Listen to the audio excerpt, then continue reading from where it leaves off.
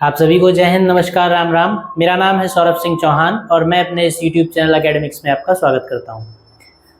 जैसा कि आप सभी जानते हैं, हम सब यहां पर पढ़ाई करते हैं क्लास 9 से 12 तक की मैथमेटिक्स की। और इस समय हम कर रहे हैं इन वीडियोज़ में हम क्लास 10th की मैथमेटिक्स पे बात कर रहे हैं, जिसमें हम जो टॉपिक कर रहे हैं उसका नाम है सरफेस एरियाज एंड वॉल्यूम्स, यानी कि पृष्ठीय क्षेत्रफल और आयतन। तो इस टॉपिक के अंदर आज की क्लास में किन सवालों को करना है ये देखते हैं। शुरू करते हैं आज की क्लास अपने पहले सवाल से। और पहला सवाल जो है आपका वो ये रहा स्क्रीन पर। लास्ट क्लास हमने जहां पर छोड़ी थी उसी के आगे से कंटिन्यू कर रहे हैं हम। उसी का अगला जो क्वेश्चन है वो लिया जा रहा है और उसको सॉल्व करने की कोशिश की जाएगी। ठीक, जैसा कि हम लोग रोज करते हैं। सबसे पहले हम क्या करेंगे, सवाल को ठीक से सावधानी से क्वेश्चन को पढ़िए और क्वेश्चन को पढ़कर उसको समझिए और समझ के उसका डायग्राम बनाइए, फिगर बनाइए। फिगर बनाने के बाद उसको समझ कर फिगर के अकॉर्डिंग हम सोल्यूशन पर जाएंगे। देखिए आइए, क्वेश्चन क्या कह रहा है। कह रहा है by carving out a hemisphere at each end of a solid wooden cylinder an object is made as shown in figure. Figure तो नहीं है यहाँ।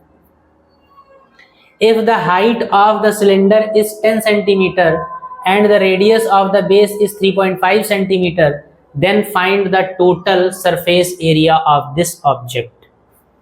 एक ऑब्जेक्ट, एक वस्तु बनाई गई है और वो वस्तु किस तरीके से बनाई गई, उस वस्तु को बनाने में क्या किया गया है। किया क्या गया है, एक बेलन है, लकड़ी का एक बेलन है। ठीक है, बेलन के शेप में, सिलेंड्रिकल शेप में एक लकड़ी है आपके पास। और उस बेलन, जैसे एक सिलेंडर है, एक बेलनाकार एक लकड़ी का टुकड़ा है आपके पास। उसमें आपने ऊपर वाले सिरे में से एक अर्धगोला काट कर निकाल लिया बेलन के आधार के समान। यानी जितना व्यास बेलन का है, जितनी रेडियस बेलन की है, सिलेंडर की है, उसी रेडियस का एक हेमीस्फीयर, एक अर्धगोला ऊपर से आपने काट के निकाल लिया। और उसी रेडियस, यानी बेलन की जो रेडियस है उसी सेम रेडियस का, सेम बेस का एक और अर्धगोला आपने बेलन के दूसरे सिरे से काट के निकाल लिया। काट के निकालने के बाद जो शेष ऑब्जेक्ट बचा, जो रेस्ट ऑब्जेक्ट बचा, दो हेमीस्फीयर्स यानी दो अर्धगोलों के निकल जाने के बाद बेलन का जो हिस्सा बचा है उस हिस्से का संपूर्ण पृष्ठ आपको बताना है, यानी कि टोटल सरफेस एरिया आपको बताना है। ठीक है, तो आइए देखते हैं। सबसे पहले जो बातें आपको बताई गई, समझाई गई हैं, उसके अकॉर्डिंग आप फिगर बनाइए। क्या करेंगे, एक सिलेंडर है, एक बेलन है।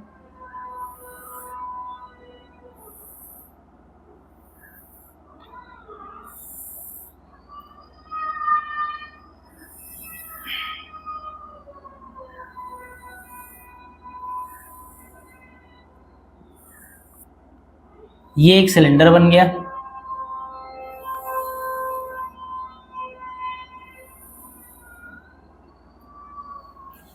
ठीक है,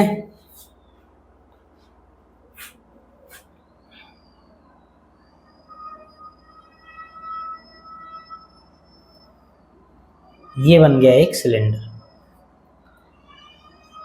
इस बेलन के कुछ डायमेंशंस दे रखे हैं। कहा गया if the height of the cylinder is 10 centimetre. चलिए डायमेंशंस बाद में लिखेंगे। अब क्या कहा गया, इस बेलन में से दो अर्धगोले काट कर निकाले गए हैं, एक ऊपर से और एक नीचे से।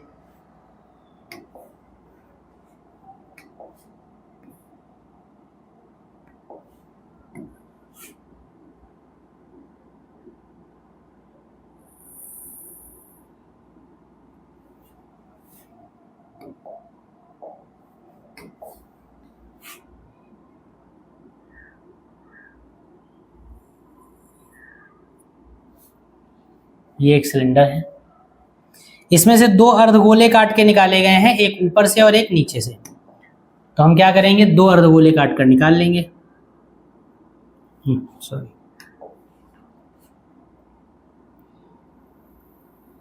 एक तो ये कट के निकल गया और दूसरा ये कट के निकल गया।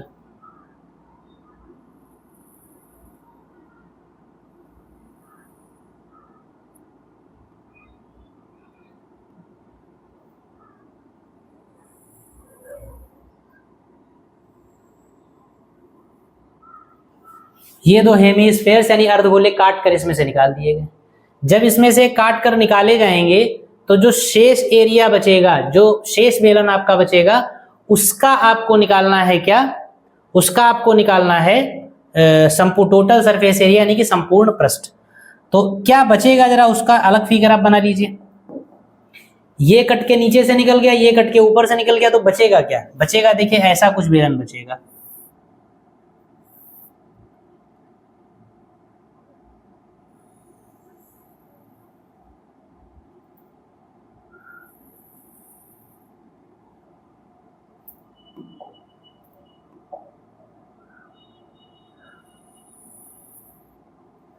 ऐसा कुछ बेलन बचेगा। ऊपर का हिस्सा चला गया, नीचे का ये बेलन आपका बचेगा जो सामने से दिखेगा। ठीक है, मतलब अंदर से ये अंदर का ऐसा हिस्सा खोखला हो गया, नीचे से भी खोखला हो गया, और बाहर से पूरा का पूरा बेलन वैसा ही रहेगा। क्योंकि लकड़ी का टुकड़ा है, लकड़ी के टुकड़े को इमेजिन करिए कि एक लकड़ी का टुकड़ा है, उसमें से ऊपर से आधा गोला ऐसे निकाल लिया गया, नीचे से आधा गोला ऐसे निकाल लिया गया।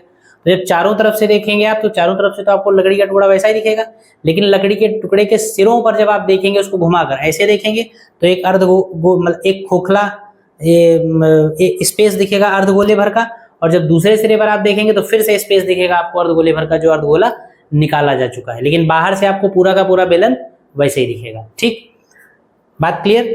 तो जब किसी बेलनाकार लकड़ी में से दो अर्धगोले काटकर आपने निकाल लिए और बेलन का अब बचे हुए भाग का वक्र पृष्ठ, संपूर्ण पृष्ठ निकालना है, तो संपूर्ण पृष्ठ में कौन कौन से एरियाज आ जाएंगे आप जरा बताइए। संपूर्ण पृष्ठ में क्या क्या आता है? बाहर से जो लेयर दिख रही है उसका एरिया, उसके अलावा उसको उस वस्तु को मूवमेंट करा के, यानी कि उस वस्तु का जितना सिरा आपको बाहर से दिख सकता है, वो चाहे उसका एक्सेस चेंज करके हो, चाहे उसका पोजीशन चेंज करके हो, लेकिन किसी भी वस्तु में जितना हिस्सा आपको उसका दिख सकता है बाहर से, उस सबका एरिया जब निकालेंगे तब टोटल सरफेस एरिया निकलेगा। तो जो लकड़ी का टुकड़ा है उसको आप ऐसे रोटेट करके देखेंगे तो बेलन बाहर से पूरा दिखेगा। तो संपूर्ण पृष्ठ जब आप निकालेंगे तो उसमें बाहर से बेलन का पूरा वक्र पृष्ठ आएगा। उसके बाद जब इस लकड़ी के टुकड़े को ऐसे मूव करके देखेंगे तो एक लकड़ी के टुकड़े के एक सिरे पर जो अर्धवृत्त कट के निकला है वो अर्धवृत्ताकार शेप दिख रहा होगा, तो उस अर्धवृत्त का वक्र पृष्ठ जो कि दिख रहा होगा। फिर जब दूसरे सिरे पर देखेंगे तो दूसरे सिरे पर एक और अर्धवृत्त का शेप दिख रहा होगा, जो अर्धवृत्ताकार लकड़ी निकल चुकी है, वो अपनी जगह पर अपना शेप छोड़ कर गई, तो वो शेप भी दिख रहा होगा, तो उस शेप का भी एरिया निकालना पड़ेगा। संपूर्ण पृष्ठ जब आप निकालेंगे तो लकड़ी का बाहर से एरिया और लकड़ी के दोनों सिरों पर अर्धवृत्ताकार टुकड़े जो निकल कर गए हैं, अपनी जगह छोड़ कर गए हैं, उस छोड़े हुए अर्धवृत्ताकार आकार का एरिया, ये तीनों चीजें जब आप निकाल लेंगे और इन तीनों को जोड़ेंगे तब आपको संपूर्ण पृष्ठ मिलेगा। ठीक है, यानी क्या होगा? एक तो बेलन का वक्र पृष्ठ आपको निकालना पड़ेगा 2πRh, दूसरा जो अर्धगोला कट कर गया है, अपनी जगह पर अपना आकार छोड़कर गया है, क्योंकि ये आकार दिख रहा है इसलिए इस आकार का क्षेत्रफल आपको निकालना पड़ेगा, क्योंकि संपूर्ण पृष्ठ निकालना है। संपूर्ण पृष्ठ में सारे के सारे एरियाज निकाले जाते हैं जितने आपको दिख रहे हैं। तो अर्धगोला जितना छोड़कर गया है इस अर्धगोले का वक्र पृष्ठ, और अर्धगोले का वक्र पृष्ठ क्या होगा? 2πr²। 3πr² वैसे होता है, लेकिन 3πr² तब होता है जब अर्धगोला उपस्थित हो, क्योंकि जब अर्धगोला उपस्थित होगा तो उसका पृष्ठ भी लिया जाएगा और ऊपर का जो वृत्ताकार क्षेत्र उसके ऊपर होगा वो भी लिया जाएगा। यहाँ पर अर्धगोले का केवल ये वाला शेप बचा है, ऊपर का वृत्ताकार हिस्सा उस लकड़ी के टुकड़े के साथ जा चुका है, तो इसलिए केवल इतने का जब आपको एरिया निकालना है तो ये गोले का आधा है। ऊपर जो वृत्ताकार हिस्सा बचता है अर्धगोले के ऊपर, जो ये आपको दिख रहा है, ये वाला देखिए इस गोले के साथ चला गया, तो ये वाला हिस्सा इसमें नहीं है। अगर ये वाला हिस्सा इसमें होता तो ये जो आर्क टाइप का दिख रहा है 2πr² इसका और πr² इसका, टोटल 3πr² होता है। लेकिन क्योंकि ये सर्कल को लेकर गया है अपने साथ, केवल अपनी चाप, अपनी आर्क छोड़ के गया है, और इस आर्क का एरिया होता है 2πr²। तो इधर वाला 2πr² और इसी तरीके से इधर वाला भी 2πr², और इन सबको जब आप जोड़ देंगे तब आपको टोटल सरफेस एरिया मिल जाएगा। बात समझ में आई? क्या निकालना है ये बात हमको समझ में आ गई। तो अब आइए सोल्यूशन पे चलते हैं। जो डायमेंशंस हमको दे रखी हैं वो हम जरा लिख लें। If the height of the cylinder is 10 centimetre, इस पूरे बेलन की जो ऊंचाई है वो कितनी है? 10 centimetre.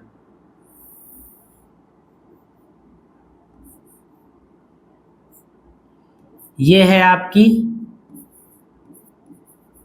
10 centimetre and radius of the base is 3.5 centimetre, और जो रेडियस है वो 3.5 सेंटीमीटर है।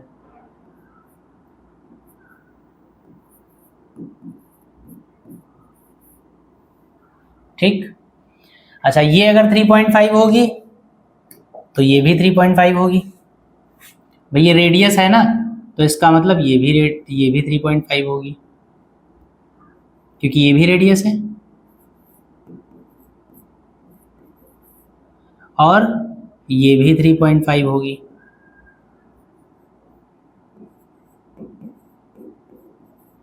वैसे इसकी कोई ज़रूरत नहीं थी, बचे हुए की हाइट निकालने की कोई ज़रूरत नहीं। ठीक है बात, ये चीज़ें आपको दे रखी हैं। अब आप सॉल्यूशन शुरू करिए अपना। सॉल्यूशन क्या कह रहा है, बचे हुए, जब एक बेलनाकार लकड़ी के टुकड़े में से 2 टुकड़े अर्धगोलाकार काट के हमने निकाल लिए, तो बचे हुए भाग का संपूर्ण प्रश्न निकालिए। और बचे हुए भाग के संपूर्ण प्रश्न में मैंने आपको बताया है, एक बार फिर से रिपीट कर रहा हूं, कि बेलन का पूरा वक्र पृष्ठ आएगा, जो कि बाहर से आपको दिख रहा है। बेलन के ऊपर जो एक अर्धगोलाकार छेद हुआ है, उस छेद में जो अर्धगोले की आकृति बनी है, उस आकृति का एरिया निकालना पड़ेगा, और वो क्योंकि गोले की आधी चाप के बराबर है, तो वो आपका 2πr² होगा, क्योंकि पूरे गोले का 4πr² होता है। जब आधी आर्क बची है तो 2πr²। ऐसे नीचे भी एक आधी आर्क बची है, उसकी अर्धगोले ने अपना शेप छोड़ा है, तो इस शेप का एरिया 2πr²। तो 2πr², 2πr² और 2πrh ये सब मिल जाएंगे जब, तो शेष लकड़ी का संपूर्ण पृष्ठ आपको मिल जाएगा। तो आइए सोल्यूशन शुरू करते हैं अपना।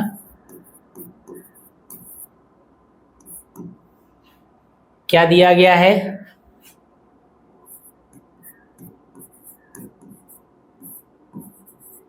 बेलन की ऊंचाई दे रखी है, h बराबर कितनी दे रखी है, 10 सेंटीमीटर।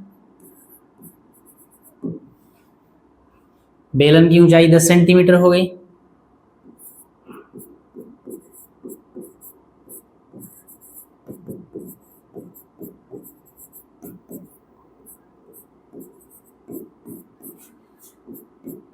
बेलन के आधार की त्रिज्या r दे रखी है 3.5 सेंटीमीटर। बेलन के आधार की जो त्रिज्या होगी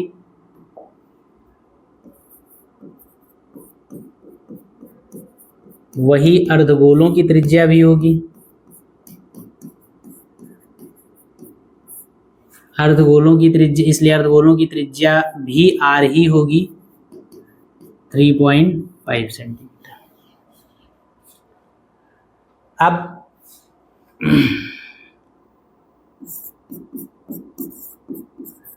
बेलन के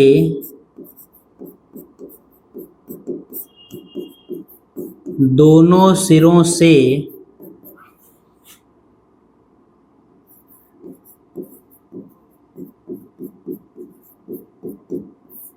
अर्धगोले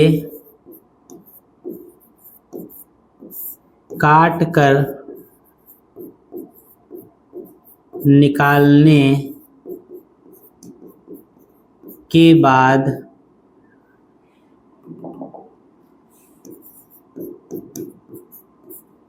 शेष बचे भाग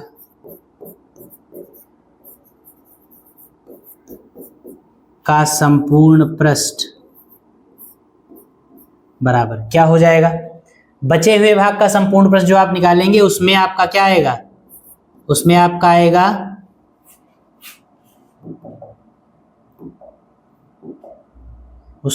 आएगा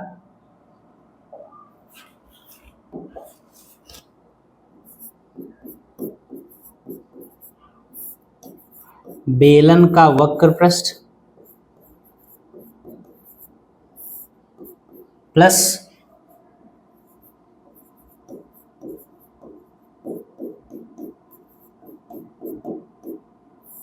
दो अर्धगोलों का वक्र पृष्ठ।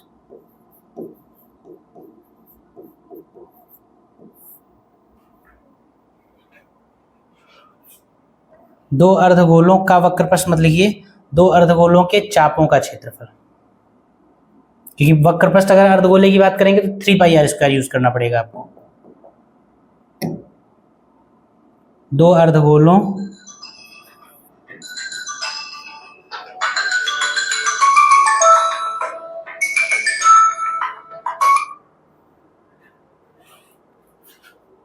अर्धगोलों के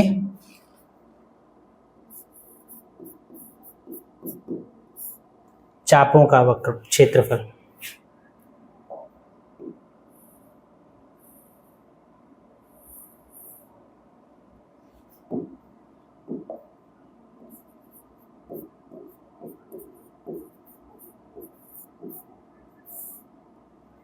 दो अर्धगोलों के चापों का क्षेत्रफल। ठीक,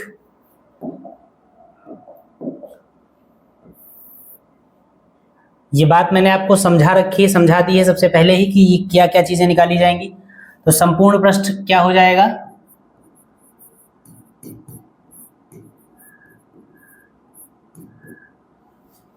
दिख रहा है क्लियर?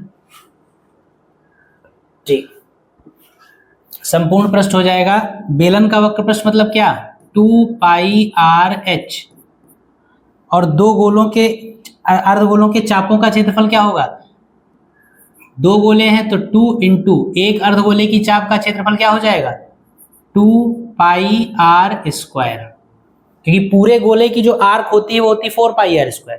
जब आधे गोले के आर्क की बात करेंगे तो 2πr², आधे गोले के वक्र पृष्ठ की बात करें तो जो आधे गोले में ऊपर वृत्त बनता है उसका भी एरिया πr² ऐड हो जाता है, लेकिन यहाँ पर ऊपर वाला एरिया नहीं, इसलिए हम 2πr² केवल आधी चाप का क्षेत्रफल लेंगे। तो यहाँ कितना हो जाएगा 4πr², कॉमन मिल जाएगा आपको 2πr कॉमन मिल जाएगा, h प्लस 2πr चला जाएगा तो 2r बचेगा। देख लीजिएगा एक बार कुछ गलत ना हो, 2πrh और प्लस 4πr², इन दोनों में 2πr कॉमन मिल गया तो यहाँ बचा h, यहाँ 4 में से चला गया 2 बचा, पाई निकल गया, r² में से आ गया 2r बचा। ठीक, वैल्यू रख दीजिए 2 इंटू पाई की वैल्यू 22/7, r की वैल्यू 3.5, h की वैल्यू 10 और ये 2 इंटू 3.5, ये आपका हो गया। इसका आप पॉइंट हटा दीजिएगा, नीचे 0 बढ़ा लीजिएगा, ऐसे हो जाएगा।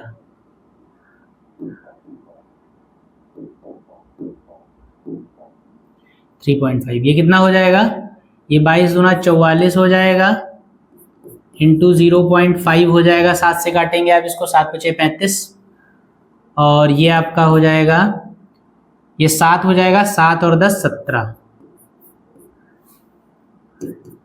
0.5 से इसको मल्टीप्लाई करेंगे तो ये 22 आएगा, और इंटू 17 और सेंटीमीटर स्क्वायर यूनिट लिखते चलिए आप, ये 17 दूनी 34 हो जाएगा, 17 दूनी 34 और 3 37, 374 सेंटीमीटर स्क्वायर, ये जो है बची हुई लकड़ी का टोटल सरफेस एरिया आ जाएगा। इसको नोट कर लीजिए, बहुत अच्छा क्वेश्चन है, लिखिए इसको।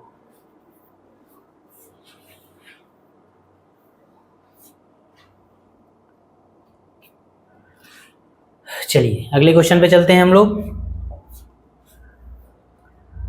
अगला सवाल क्या कह रहा है, कह रहा है एक गुलाब जामुन में उसके आयतन की लगभग 30% चीनी की चाशनी होती है। ठीक, 45 गुलाब जामुनों में लगभग कितनी चाशनी होगी यदि प्रत्येक गुलाब जामुन एक बेलन के आकार का है जिसके दोनों सिरे अर्धगोलाकार हैं तथा इसकी लंबाई 5 सेंटीमीटर है और व्यास 2.8 सेंटीमीटर है। अच्छा ठीक है, 1 gulab jamun contains about 30% of its volume as sugar syrup. ठीक, approximately how much syrup will there be in 45 gulab jamuns in each gulab jamun is in the shape of if each gulab jamun is in the shape of a cylinder with both ends being semicircular and its length is 5 cm and diameter is 2.8 cm। एक गुलाब जामुन है, गुलाब जामुन का जो shape है वो यहां पर बताया गया, शेप गोल नहीं है बल्कि कैसा है, एक बेलन और बेलन के दोनों सिरों पर अर्धगोले, यानी कैप्सूल के शेप का है गुलाब जामुन, जो लंबे लंबे वाले होते हैं, ऐसा एक गुलाब जामुन है। ठीक है, ये गुलाब जामुन है। इसमें ये बीच वाला हिस्सा ये है बेलन, इतना ये बेलन है और ये दो अर्धगोले हैं। इस गुलाब जामुन में 30% चाशनी है, तो ऐसे 45 गुलाब जामुनों में टोटल कितनी चाशनी होगी ये आपको बताना है। तो 45 के पहले तो आप ये पता लगे कि एक गुलाब जामुन में कितनी चाशनी। 30% कह दिया गया है, आप मात्रा निकालिए, परसेंटेज है, मतलब अगर गुलाब जामुन में टोटल 100% मटेरियल है, 100 ग्राम मटेरियल है, तो उसमें से 30 ग्राम चाशनी है। तो आप पहले पता लगाइए कि एक गुलाब जामुन में टोटल मटेरियल कितना है। जितना मटेरियल तो टोटल गुलाब जामुन में होगा उसका 30% चाशनी होगा, यही तो बात है। अब गुलाब जामुन में टोटल मटेरियल कितना है, यानी गुलाब जामुन का टोटल आयतन कितना है, वॉल्यूम। मैंने बार बार बताया है कि किसी भी वस्तु का आयतन का मतलब क्या होता है, उसमें टोटल कितना मटेरियल है, ठीक है, कितनी वस्तु, कितना पदार्थ है उसमें। तो गुलाब जामुन का 30% चाशनी अगर है तो कितनी चाशनी है ये पता लगाने के लिए आपको सबसे पहले ये निकालना पड़ेगा कि गुलाब जामुन में टोटल कितना मटेरियल है, और टोटल कितना मटेरियल है निकालने के लिए आपको निकालना पड़ेगा गुलाब जामुन का टोटल आयतन कितना है। गुलाब जामुन का जो टोटल वॉल्यूम होगा, जो आयतन होगा, वही उसका टोटल मटेरियल होगा, और उस टोटल मटेरियल का 30% चाशनी होगी। यानी कुल मिला के हमको निकालना क्या है, गुलाब जामुन का आयतन, यानी कि वॉल्यूम ऑफ गुलाब जामुन सबसे पहले निकालना है। तो उसके लिए आप ठीक ठीक फिगर बनाइए पहले, जो डिस्क्रिप्शन दिया है उसके हिसाब से। डिस्क्रिप्शन ये दिया है, डिस्क्रिप्शन में कहा गया है कि गुलाब जामुन का जो शेप है उसमें बीच में एक बेलन है और दोनों सिरों पर एक एक अर्धगोला है, तो ऐसा कुछ गुलाब जामुन होगा।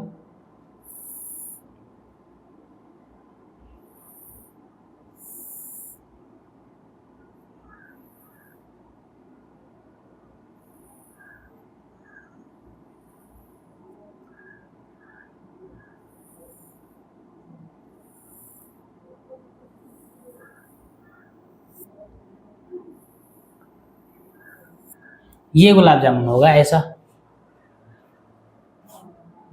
ठीक है। ये बेलनाकार भाग हो गया, ये अर्धगोलीय भाग हो गया।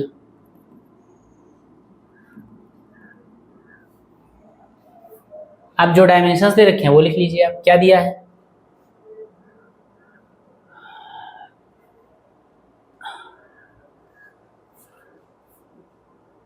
If each gulab jamun is in the shape of cylinder with both sides and length is 5 centimetre, पूरे गुलाब जामुन की जो लेंथ है वो 5 सेंटीमीटर है, पूरे गुलाब जामुन की लेंथ 5 सेंटीमीटर है, यानी कि ये डिस्टेंस जो है आपको वो दे रखा है 5 सेंटीमीटर, यहां से लेकर यहां तक।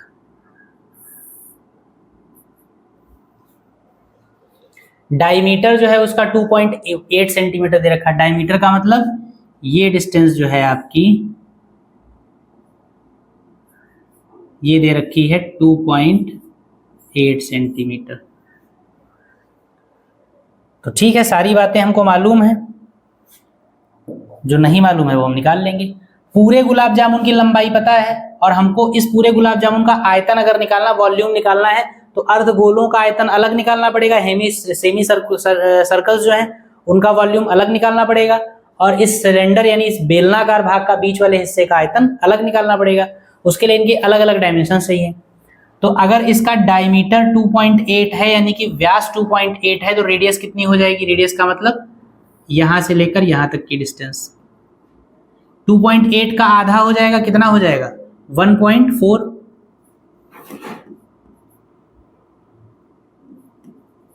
ठीक, और रेडियस 1.4 ये है, तो ये भी 1.4 होगी, रेडियस ही है दोनों।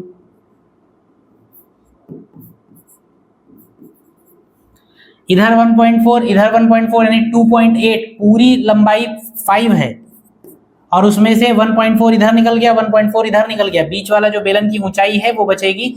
1.4 और 1.4 को ऐड करके 5 में से घटा दीजिए, यानी कि इनको जोड़ेंगे 2.8 आएगा, 2.8 को 5 में से घटाएंगे तो 2.2 आएगा,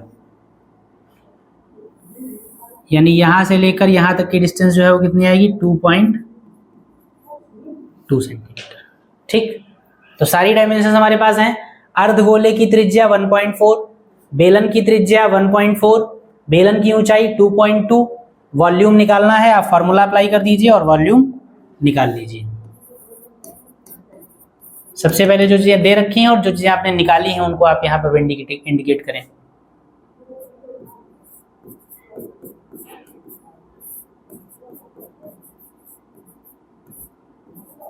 गुलाब जामुन का व्यास बराबर 2.8 सेंटीमीटर, इसलिए गुलाब जामुन की त्रिज्या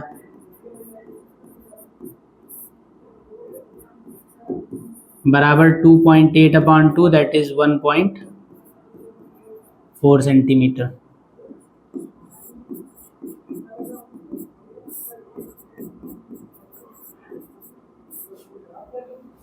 गुलाब जामुन की लंबाई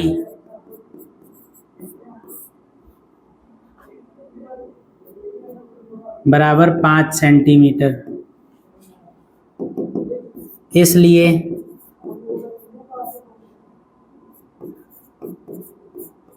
बेलनाकार भाग की लंबाई और लंबाई को ब्रैकेट में लिख लीजिए ऊंचाई 5 माइनस 1.4 प्लस 1.4 यानी 5 माइनस 2.8 दैट इज 2.2 सेंटीमीटर। ये बेलनाकार भाग की लंबाई या ऊंचाई आ गई। गुलाब जामुन का व्यास यानी गुलाब जामुन की त्रिज्या, और जो गुलाब जामुन की त्रिज्या है वही बेलन और अर्धगोले की त्रिज्या होगी। ब्रैकेट में लिख लीजिए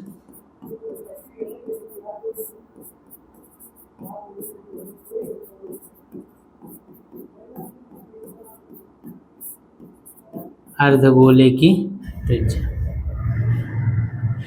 बात समझ में आई यहां तक? अब पूरे गुलाब जामुन का आयतन हमको निकालना है, तो आप लिख लीजिए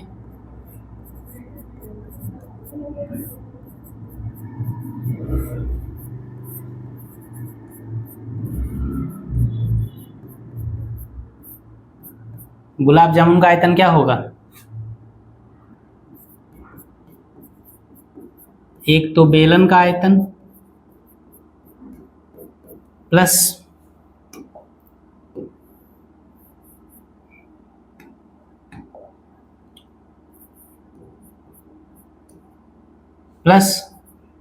2 इंटू अर्धगोले का आयतन।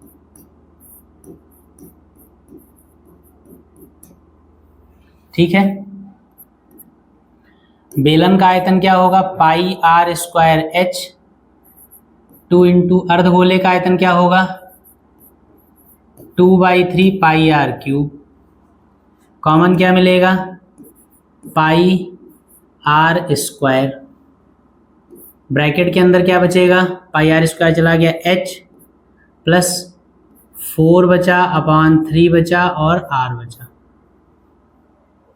ठीक, वैल्यू पुट कर दीजिए। आर की, पाई की वैल्यू है 22/7, आर की वैल्यू है 1.4 इंटू 1.4। ब्रैकेट के अंदर एच है आपका बेलन की ऊंचाई 2.2 प्लस 4/3 इंटू आर का मतलब है 1.4।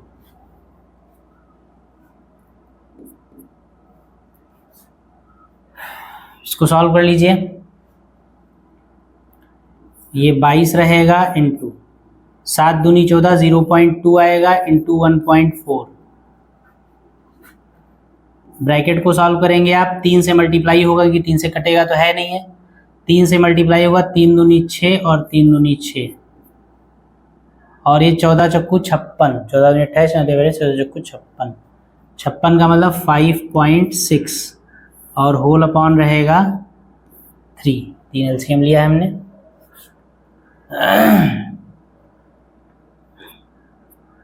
मल्टीप्लाई कर लीजिए सबको, ये 22 दूना 44 हो जाएगा और एक के बाद पॉइंट लगेगा तो यानी ये हो जाएगा 4.4 इंटू 1.4 इंटू ये कितना हो जाएगा आपका 6 और 5 11, और 11 पॉइंट यानी 12 पॉइंट, 6 और 6 12, 12.2, 6 6 12, 12 का 2, हाँ चलिए 6 5 11 और 1 और अपॉन में 3। ठीक है, अभी आप इसको यहीं पर रखिए, अभी इसको मल्टीप्लाई करने की जरूरत नहीं है। ये पूरे गुलाब जामुन का आयतन आ गया, यानी कि इतना सेंटीमीटर क्यूब। एक गुलाब जामुन का आयतन इतने सेंटीमीटर क्यूब आ गया। हमारे पास टोटल कितने गुलाब जामुन है? हमारे पास बहुत सारे गुलाब जामुन है। कितने हैं? 45 गुलाब जामुन। तो एक गुलाब जामुन का आयतन इतना आया है, तो 45 का कितना होगा? तो मल्टीप्लाई कर दीजिए 45 से। तो लिखेंगे 45 गुलाब जामुन का आयतन, वॉल्यूम ऑफ 45 गुलाब जामुन कितना हो जाएगा? 45 multiplied by 4.4 multiplied by 1.4 multiplied by 12.2 upon 3। 45 गुलाब जामुनों का आयतन इतना आ गया। इसको जो जितना सॉल्व हो सकता है कर लीजिए।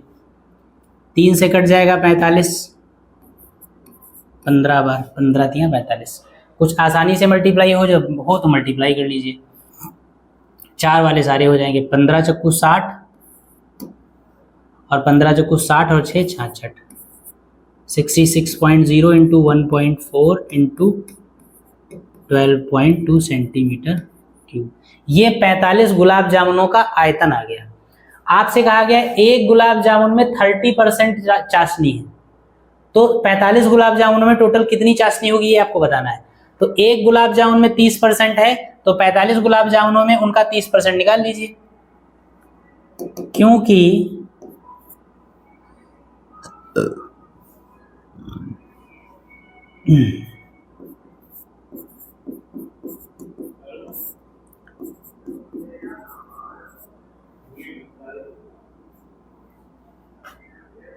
क्योंकि गुलाब जामुन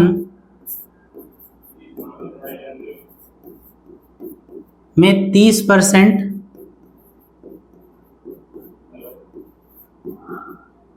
चाशनी है, इसलिए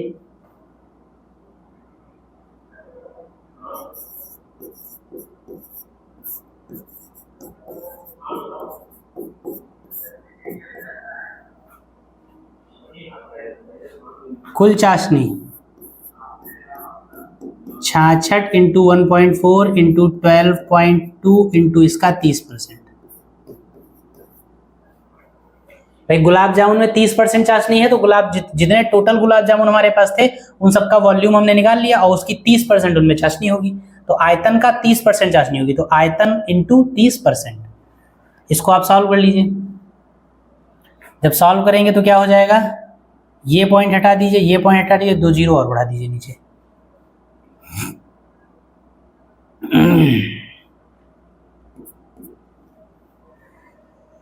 इस जीरो से इस जीरो को काट दीजिए पहले। इस जीरो से एक ये खत्म हो जाएगा, एक जीरो नीचे बढ़ा लीजिए, तो ये हो जाएगा आपका 66 गुणे 14 गुणे 122 गुणे 3/1000, ऐसा आ जाएगा। इस जीरो से ये वाला पॉइंट हट गया, इस पॉइंट को हटाया, एक जीरो नीचे बढ़ाया, वो 1000 हो गया। बाकी सारे डिजिट्स ऐसे लिख लीजिए। इन सबको आपस में करना है आपको मल्टीप्लाई, तो इनका मल्टीप्लिकेशन आप कर लीजिए, बस वही आपका आंसर आ जाएगा। इसको बिगाड़ दीजिए।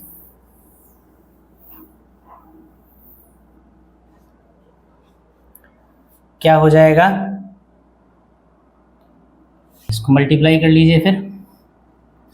ये हो जाएगा 14 छंग 84, 14 छंग 84 और 8 92 इंटू ये हो जाएगा 366 अपॉन 1000। इसको साफ कर दीजिए। इसका मल्टीप्लाई कर लीजिए अलग, 924 को 366 से, ये 6 चौक 24 हो जाएगा, फिर 6 दूनी 12 और 2 14 हो जाएगा, 6 9 54 और 1 55 हो जाएगा। फिर 44 44 5 5, फिर 3 चक्कू 12 हो जाएगा, 3 दूनी 6 और 1 7 हो जाएगा, 3 चक्कू 12, 3 दूनी 6 1 7 और 3 9 27।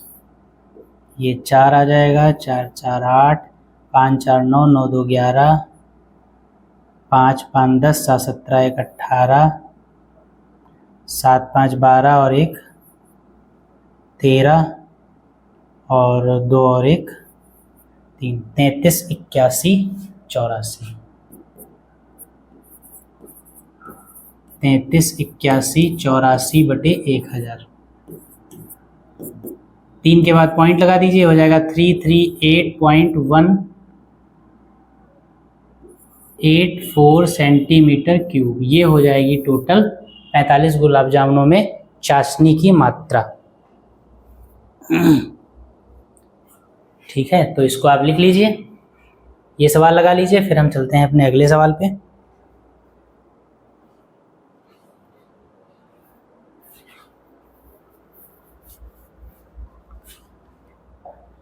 चलिए अगला क्वेश्चन देखा जाए। कहा गया है room is in the shape of a cylinder, a hemispherical dome is built on it, it contains 48510 centimetre cube of air, यानी 48,510 centimetre cube of air. The internal diameter of the building is equal to the height of the dome from the floor, find the height. ठीक, क्या कहा गया? A room is in the shape of a cylinder, a hemispherical dome is built on it. एक कमरा है, उस कमरे का आकार जो है वो बेलनाकार है और उसके ऊपर छत की जगह पर एक अर्धगोलीय गुंबद बना हुआ है। ठीक, आप इमेजिन कर लीजिए, एक रूम है जो बेलन के आकार का है, उसके ऊपर एक अर्धगोलाकार गुंबद बना हुआ है। उस पूरे कमरे में गुंबद को मिलाकर जो हवा का टोटल आयतन है, हवा की टोटल मात्रा है, आयतन नहीं, हवा की टोटल मात्रा है वो 48,510 सेंटीमीटर क्यूब टोटल एयर है उस रूम के अंदर। तो उस कमरे के अंदर 48,510 सेंटीमीटर क्यूब हवा है। इस बात का मतलब क्या है? इस बात का मतलब यह है कि उस कमरे का आयतन इतना है। किसी भी कमरे के अंदर जो टोटल स्पेस होता है वही उसका वॉल्यूम होता है, वही उसका आयतन होता है। तो यानी उस पूरे शेप का वॉल्यूम आपको दे रखा है और आपसे कहा गया है कि आप ऊंचाई बताइए किसकी? कमरे की। और एक और जानकारी दे रखी, the internal diameter of the building is equal to the height of the dome from the floor. जो आंतरिक व्यास है बिल्डिंग का, वो बिल्डिंग के बेस से गुंबद की ऊंचाई के बराबर है। ठीक है, भवन का जो आंतरिक व्यास है वो गुंबद की फर्श से ऊंचाई के बराबर है।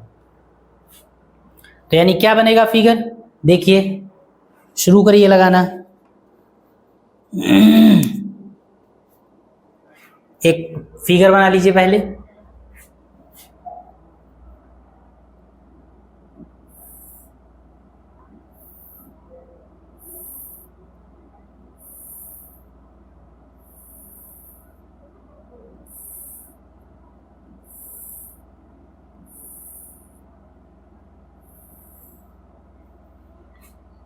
ये बेलन का आकार हो गया और इसके ऊपर एक गुंबद बना हुआ है, तो ये एक गुंबद हो गया। ठीक है, ये एक गुंबद हो गया। क्या डायमेंशंस दे रखे हैं? डायमेंशंस क्या दे रखे हैं? कहा गया है बेलन के आधार का जो व्यास है वो बेलन के आधार से गुंबद की ऊंचाई के बराबर है, यानी कि ये और ये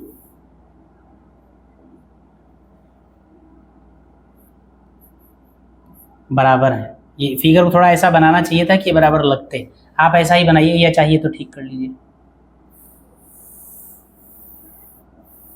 ऐसा बना लीजिए।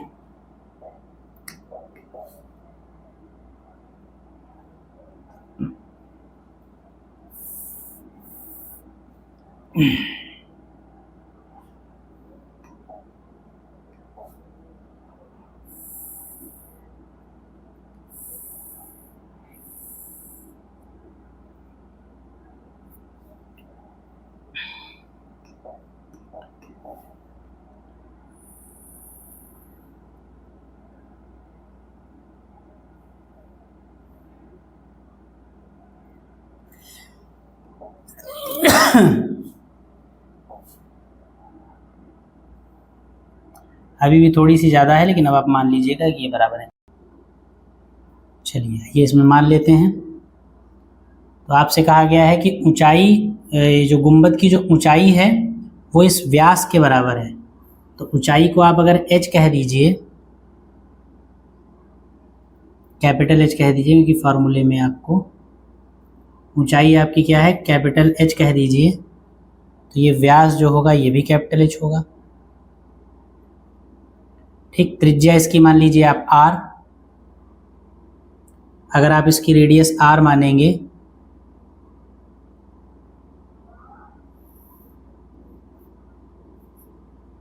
ये आप r मानेंगे, यानी h इक्वल टू हो जाएगा 2r, ये r होगा।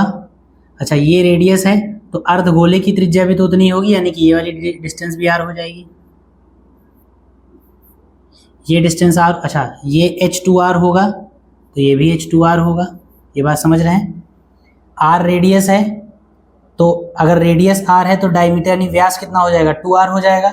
और व्यास और ऊंचाई बराबर बराबर है, तो यानी कि व्यास 2r है तो ऊंचाई भी 2r हो जाएगी, पूरी ऊंचाई 2r हो जाएगी। अच्छा, और पूरी ऊंचाई में से इतनी ऊंचाई ये जो है ये क्या है, ये क्या है, ये है रेडियस, r ही तो है।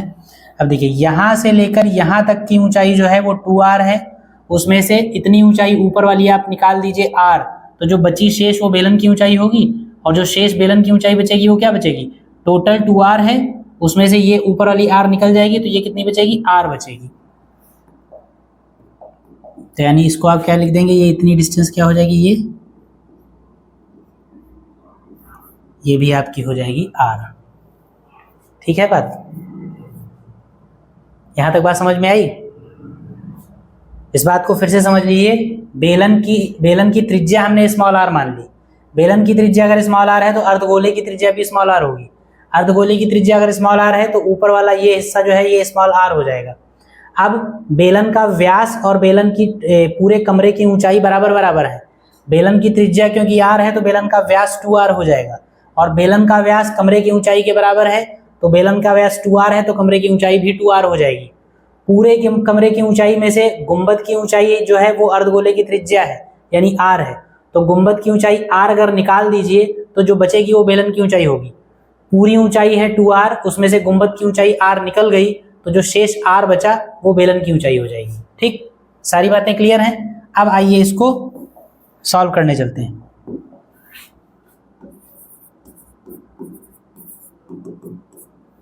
क्या किया जाएगा, सबसे पहले जो माना है आपने वो लिख लिया। लिखिए माना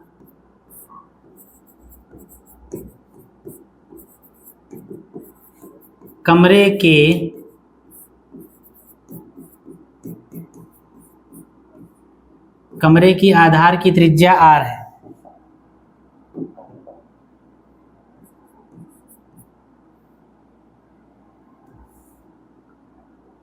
आधार की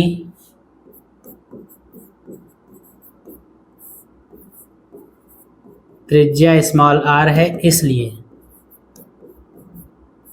व्यास बराबर कितना हो जाएगा, 2r। अब लिखेंगे क्योंकि कमरे की ऊंचाई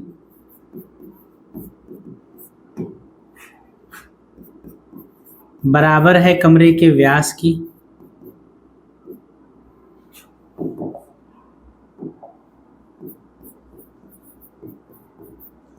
क्योंकि कमरे की ऊंचाई जो है वो कमरे के व्यास के बराबर है, तो इसलिए कमरे की ऊंचाई कितनी हो जाएगी, कमरे की ऊंचाई टोटल कैपिटल H अगर मान लीजिए तो ये आपकी हो जाएगी 2r के बराबर। लिखेंगे इसलिए बेलन की ऊंचाई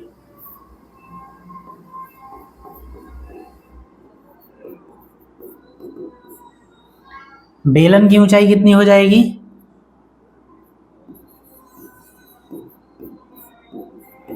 बेलन की ऊंचाई अगर आपको निकालनी है तो उसके लिए आपको कमरे की ऊंचाई में से गुंबद की ऊंचाई माइनस करनी पड़ेगी।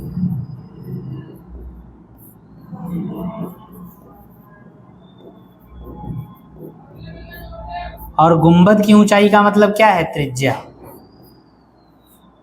भाई गुंबद की ऊंचाई जो है वो गुंबद की त्रिज्या ही तो होगी।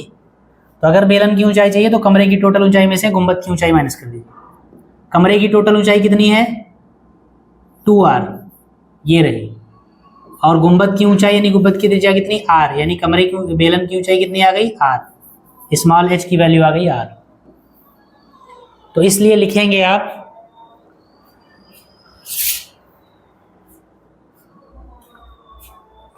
लिखेंगे कमरे का आयतन।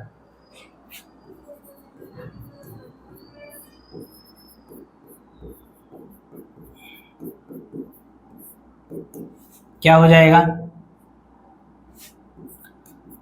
कमरे का आयतन कितना दे रखा है आपको 48510। कमरे का आयतन, अगर पूरे कमरे का आयतन निकालना है तो करेंगे क्या आप,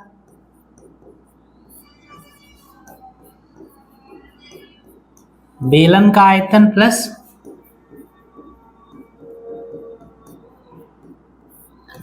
अर्धगोले, ब्रैकेट में लिख लीजिए गुंबद आयतन। बेलन का आयतन कितना होता है पाई आर स्क्वायर एच, अर्धगोले का आयतन कितना होता है 2/3 पाई आर क्यूब। और ये बराबर किसके हैं, ये बराबर दे रखा है 48510 के, 48510। वैल्यू रख दीजिए आप पाई आर स्क्वायर इंटू एच की जगह पर आर रखेंगे, 2/3 पाई आर क्यूब बना रहेगा इक्वल टू 48510।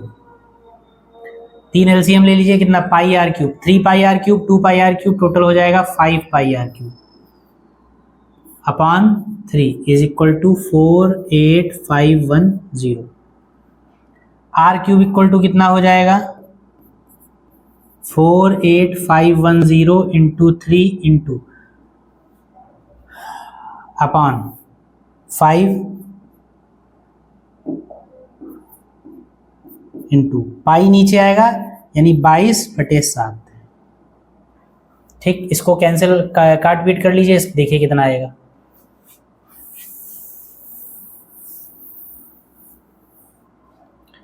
ये आपका आ जाएगा आर क्यूब इक्वल टू, इसको कैंसिल आउट कीजिए, 11 से काटिए, 11 दूनी 22 या 22 से ही काट लीजिए सीधे, 22 कम 22, 22 दूना 44। ठीक, 22 दूना 24, 4 बचेगा, फिर से 22 दूना 44, 1 बचेगा 110, 22 पंचे 110, इतना ही आएगा। 22 दूना 44, 4 बचा, 22 दूना 44, 1 बचा, 1 और 1 ये लेंगे तो 2205 बचेगा।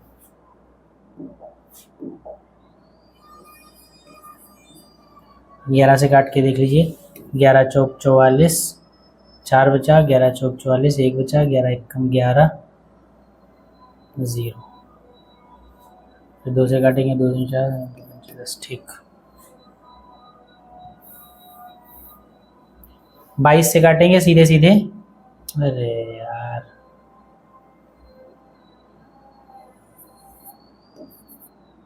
आर क्यूब क्या था 48510,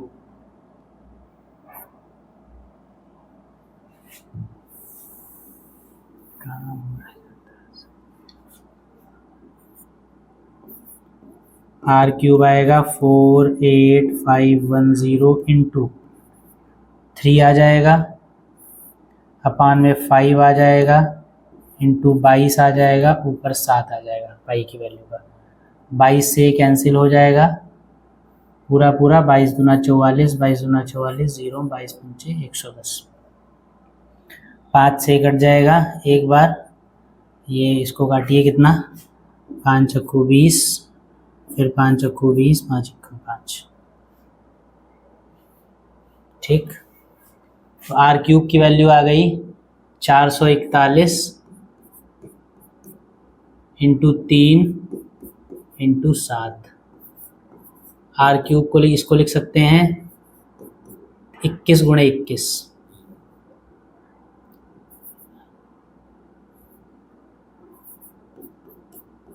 21 गुणे 21 और इसको भी 7 दिए 21, तो r इक्वल टू कितना आ जाएगा 21 सेंटीमीटर। हमसे पूछी गई है ऊंचाई, तो लिखेंगे इसलिए ऊंचाई बराबर कितने है, 2r के बराबर है, और 2r का मतलब 2 गुणे 21 यानी कि 42 सेंटीमीटर आपकी आ जाएगी ऊंचाई। ये आपकी गुंबद पूरे कमरे की ऊंचाई आ गई जो कि आपको निकालना था। ठीक, तो इसको आप नोट कर लीजिए और इसको नोट कर लीजिए। फिर अगला सवाल देख लेते हैं क्या है।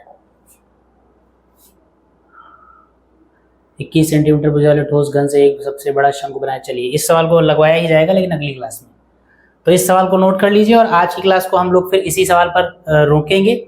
अभी और बहुत सारे सवाल बाकी हैं जो आपको लगाने हैं, तो उन सारे और नए सवालों के साथ हम आपसे मिलेंगे अगली क्लास में। तब तक के लिए आप सभी को जय हिंद।